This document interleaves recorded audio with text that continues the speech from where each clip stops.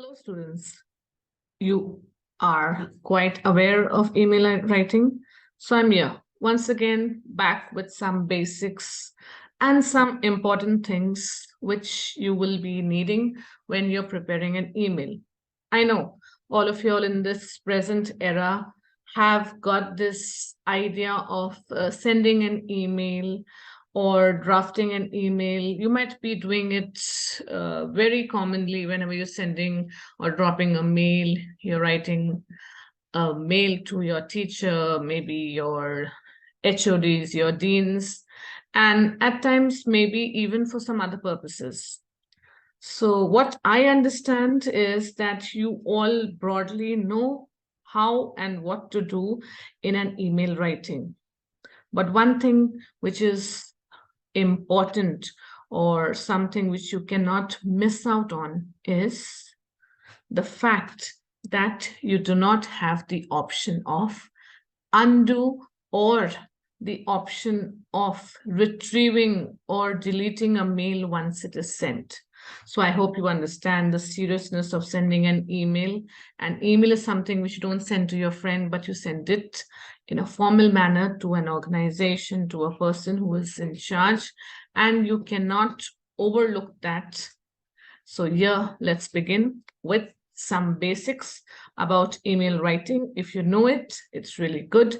But if you do not, for sure, this email writing topic of mine will help you pay attention to the basics of the email that you will be working on. So let's begin. I'm going to share some tips. Whenever you send a mail, the first thing that comes to your mind or when you are checking on a mail is, as you open your Gmail account, you will see that in your inbox, you will be getting one after the other, so many mails. Now, do you choose which mail you want to read or not? Yes, that's the difference. It means that the subject of your email is something which you have to pay attention before you actually send a mail to somebody. So when you receive a mail, what is important is to know about the subject and how you should be writing a subject.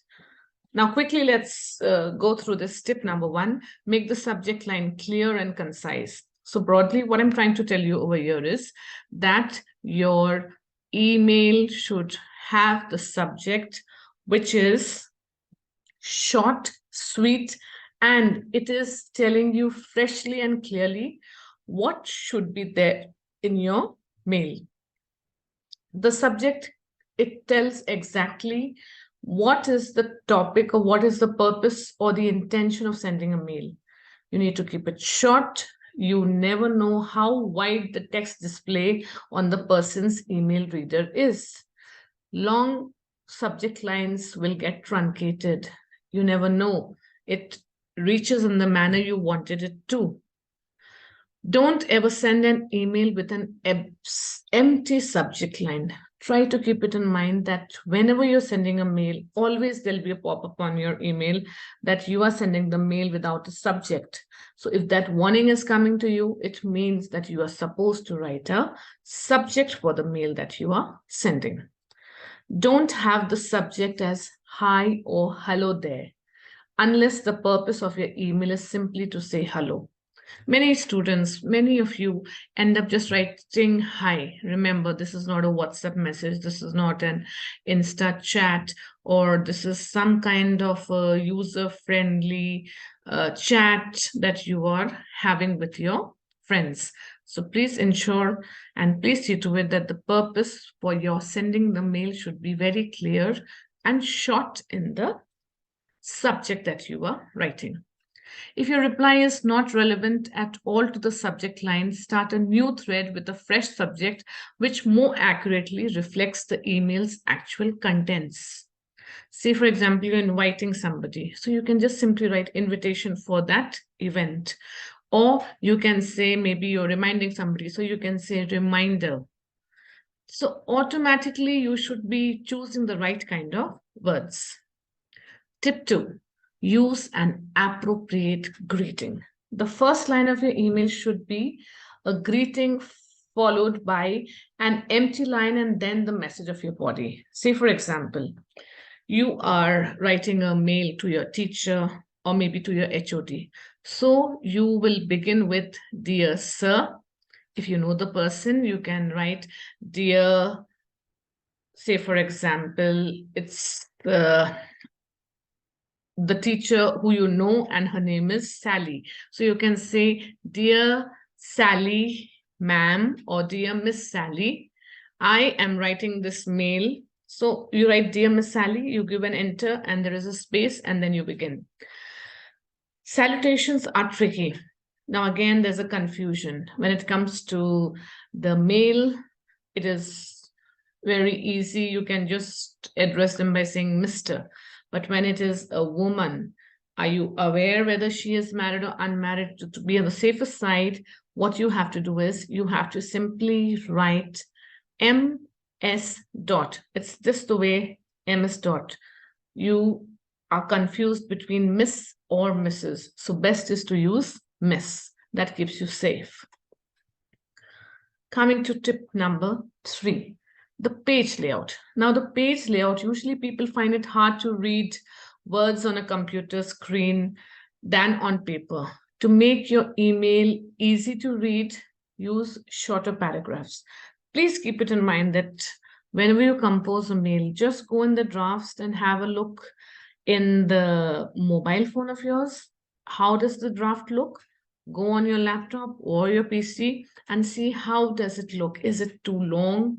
Is it too vast of information that you're providing? If yes, you can work on it. Do not send a mail when you are in a hurry.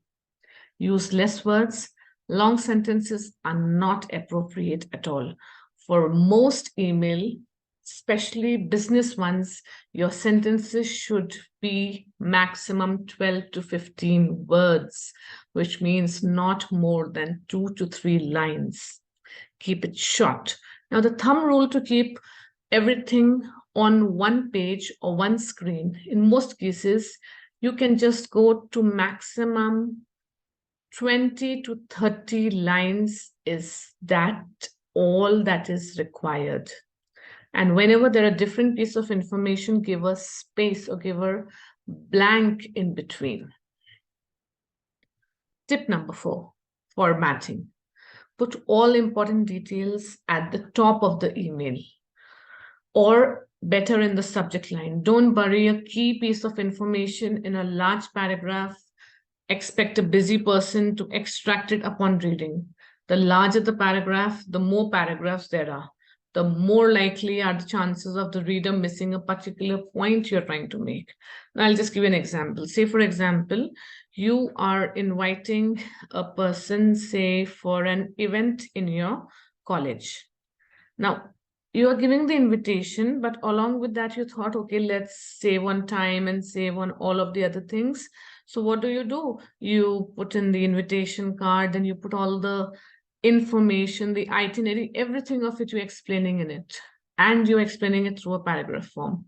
What happens is invitation message will be read and rest that person will miss out. That person will just be happy thinking that, okay, I've got an invitation, I have to go. But that person fails to read that you have provided more information.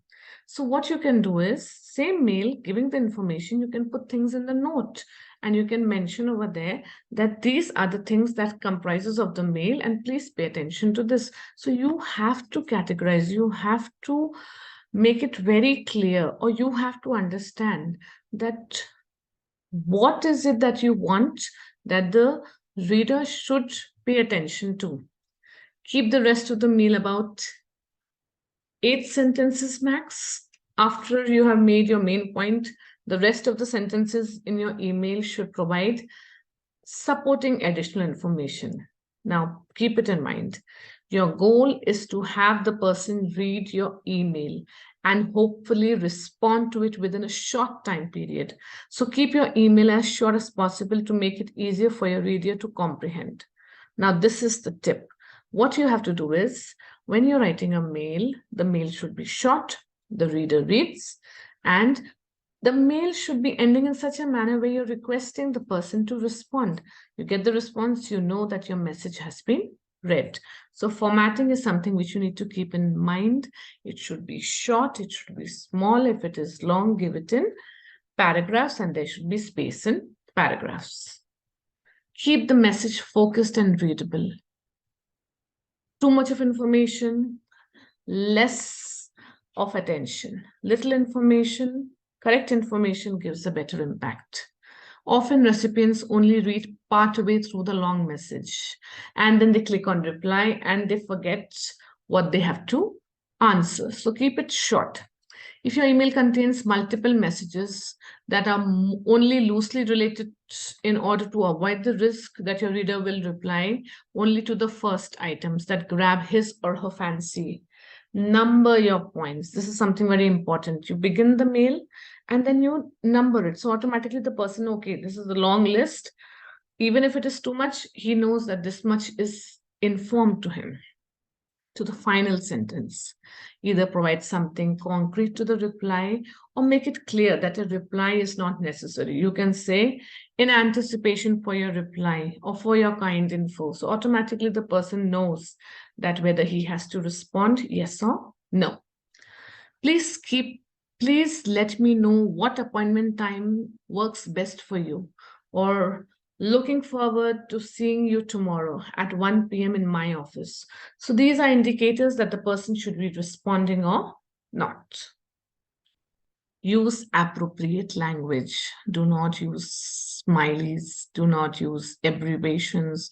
Do not use non-standard punctuation, where, say, for example, you are using a period or a dot or a full stop, and then you're using the colon. You're using words like difficult, where you're missing out on the I's in the U's. You are using VIL in place of WILL. You're using gimme, which is again informal. You should not be using abbreviations like laugh out loud. All this is not required. Never ever keep your mails in all caps. This is rude. This means shouting, and this gives an aggressive tone to your email.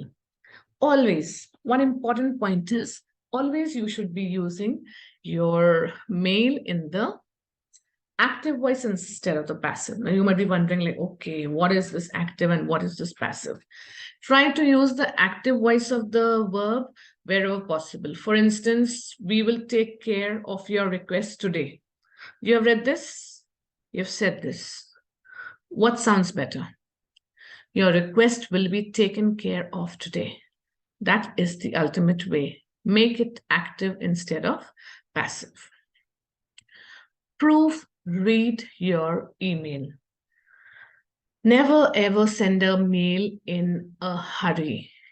If there is vital information, if it's a 1 line or 2 line of acknowledgement, that's totally fine. Instantly reply. But if it is something important, please check the grammar, check the spelling. If possible, if you have some seniors, if you know somebody who's good at proofreading or editing, you can show it to the person. Draft the mail, keep it for a while, come back to it. If you're asking someone else to do work for you, take the time to make your message look professional. Let it look as if it has been drafted and it's going to make sense and you really want it to work out. So always take the help if you are confused. Proofread it, just don't send it.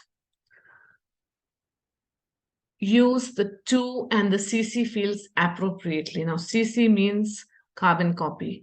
You send it to somebody who you want to be informed about the mail being sent indirectly, or you're sending a copy to a person. So if you want a particular person to reply to a specific part of your mail, make that clear. That even though the mail has been sent with a carbon copy, it is only the person, that is Sarah, who has to reply, not everybody. When an email has more than one recipient, there is a danger of nobody replying because everyone thinks that someone else has already replied.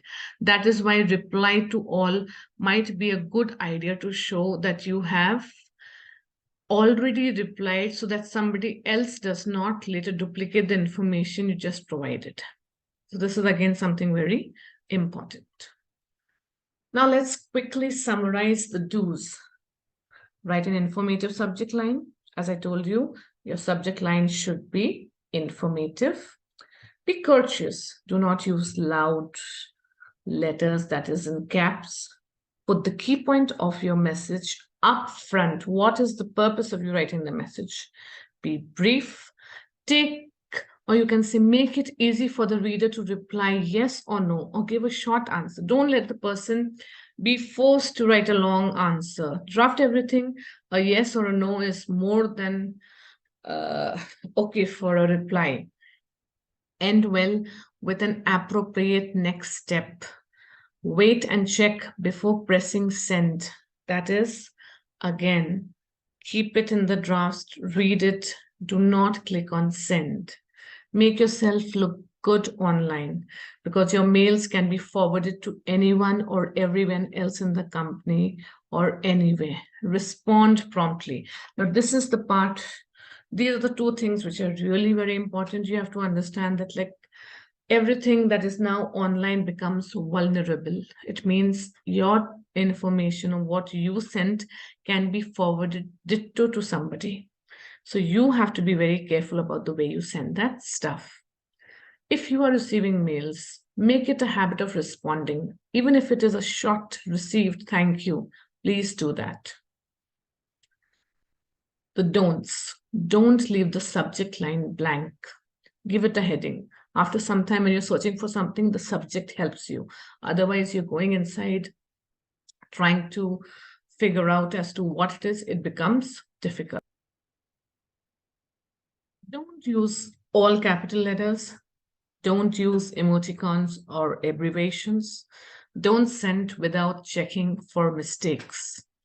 Don't assume that people have time to read your entire message. Make it short, make it sweet. Don't think that an email is good for everything. Don't write an email when you're rushed. Never try to draft a mail if you're in a rush. Take time. Better late than sending it in a wrong manner. That's all from my side. Hope you have understood the basics. I repeat, your subject, your length. When you're sending it, you need to proofread. You need to make it short, sweet, and see that your message is acknowledged. That's all from my side. Happy learning. Good luck.